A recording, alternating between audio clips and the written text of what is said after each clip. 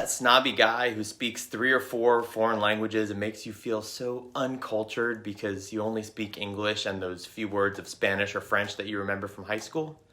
Well, at the end of the day, you might actually be spending your life a lot more productively than he does.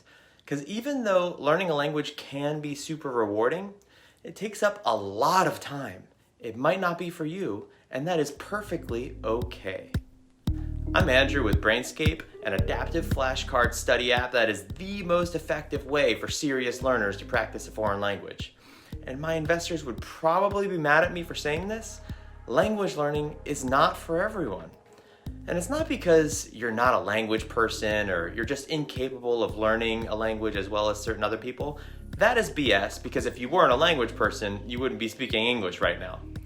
Rather, I'm saying that maybe you shouldn't learn a foreign language because you don't have a clear reason to, and you might have more worthwhile life goals that you're better cut out for.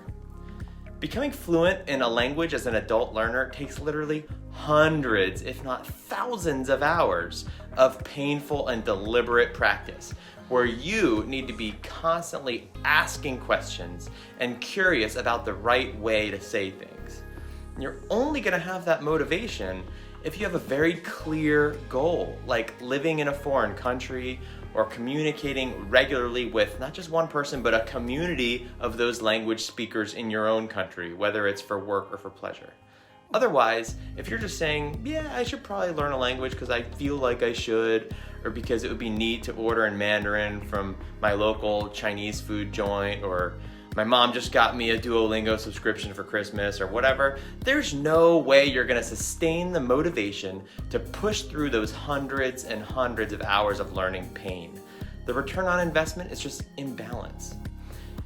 Imagine if instead you'd use those hundreds of hours for something else, like learning basic guitar, or learning to code, or kung fu, or snowboarding, or cooking, or all those things in the huge amount of time it would take you to study a whole language.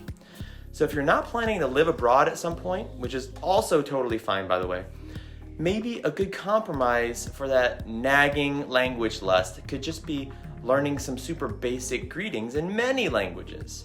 Think how cool it would be to say hello and thank you and goodbye in like 16 languages.